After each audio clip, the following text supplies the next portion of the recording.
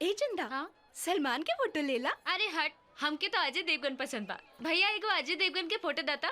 ई चंदा एगो हमरो फोटो लेला। का हम अजय देवगन से कम थोड़ी बनी। ईला आ गईले जोकर जैसन कपड़ा पहन के अपना आपके अजय देवगन समझता रे। अरे एक बार आजमा के ता देखा, अजय देवगन के बुला जेबू। छोड़ हमारा हाथ। एक बार धैले हमारा हाथ छोड़। पहली बार धैले बनी, धैले रह देना। चुपचाप छोड़ दे। ए चंदा, बहुत हंसी मजाक हो गई। अब हम तोरा से बहुत बहुत बहुत इम्पोर्टेंट बात कराइल बानी। हम भगवान के साक्षी मान के कहा था कि हम तोरा से बेइंतहा मोहब्बत करीले। उठ, हमहू तरह से एगो सच सच बात कर देता नहीं। हंसी मजाक जब ले रहे तब ले ठीक रहे, ओकरा से आगे बढ़े की कोशिश मत करो। जाने तड़ा हमार पसंद का बा? हमार पसंद बा मोटर गाड़ी में घूमे वाला, अंग्रेजी बोले वाला जीवन साथी। अते ते बाड़े देहाती गवार लेगा। हमार सपना देखल छोड़ दा, तो हार हमार मिलन कबो नहीं किए हो सकत।